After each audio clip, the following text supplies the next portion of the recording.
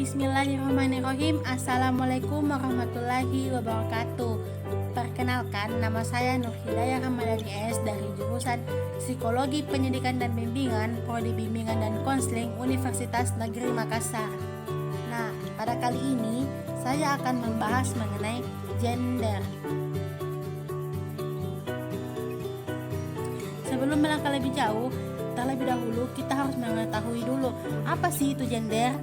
Nah, gender di sini adalah pembedaan peran, atribut, sifat, sikap, dan perilaku yang tumbuh dan berkembang dalam masyarakat. Kata gender dapat diartikan sebagai peran yang dibentuk oleh masyarakat serta perilaku yang tertanam lewat proses sosialisasi yang berhubungan dengan jenis kelamin perempuan dan laki-laki. Gender juga di sini adalah suatu konsep kultural yang merujuk pada karakteristik yang membedakan antara wanita dan pria secara biologis, perilaku, mentalis, dan sosial budaya. Contohnya di sini, seorang wanita secara berpenampilan dikenal dengan memiliki perasaan yang halus, penampilan yang lemah lembut, dan berambut panjang. Selanjutnya yaitu apakah sama antara jenis kelamin dan gender? Konsep gender tidak merujuk kepada jenis kelamin tertentu, baik itu laki-laki maupun perempuan. Berbeda dengan jenis kelamin, gender merupakan konsep yang digunakan untuk menggambarkan peran atau relasi seorang laki-laki dan perempuan. Sedangkan jenis kelamin atau seks yang ditentukan oleh aspek-aspek fisiologis. Misalnya, ciri-ciri yang berkaitan dengan fungsi reproduksi tidak bisa dipertukarkan karena sifatnya yang kodrati tidak dapat dan didapatkan bersamaan dengan kelahiran. Selanjutnya yaitu kesetaraan gender. Kesetaraan gender di sini dikenal juga dengan keadilan gender.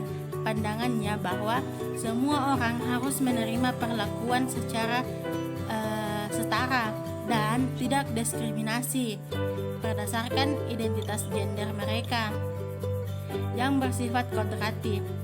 Ini adalah salah satu tujuan dari Deklarasi Universal Hak Asasi Manusia (PBB) yang berusaha untuk menciptakan kesetaraan dalam bidang sosial dan hukum, seperti dalam aktivitas demokrasi dan memastikan akses pekerjaan yang setara dan upah yang sama.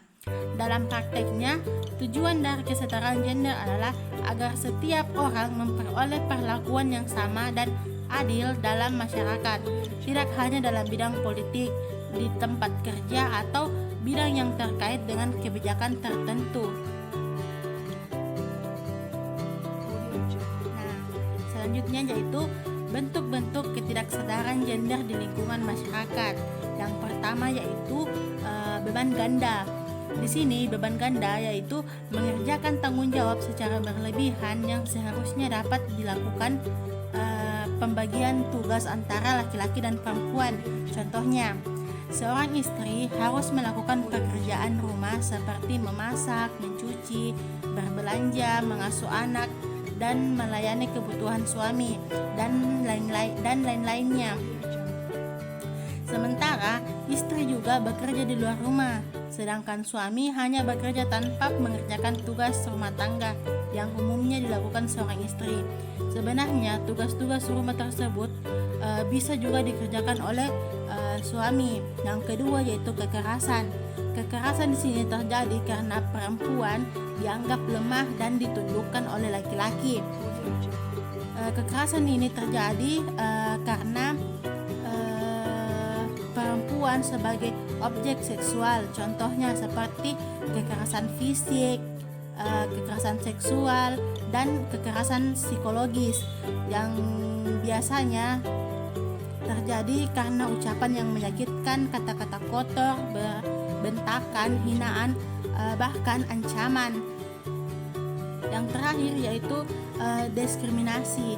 Di sini diskriminasi terjadi karena adanya tindakan pembedaan karena jenis kelamin, suku, agama, dan ras. Biasanya di sini perempuan tidak harus berpendidikan tinggi dan harus bisa memasak, sedangkan laki-laki harus berpendidikan tinggi dan harus bekerja di luar rumah. Dan pembahasan yang terakhir yaitu upaya penyelesaian permasalahan gender. Yang pertama yaitu meningkatkan peranan wanita dalam berbagai bidang. Yang kedua, memberikan perlindungan dari segala bentuk ancaman dan kekerasan terhadap perempuan.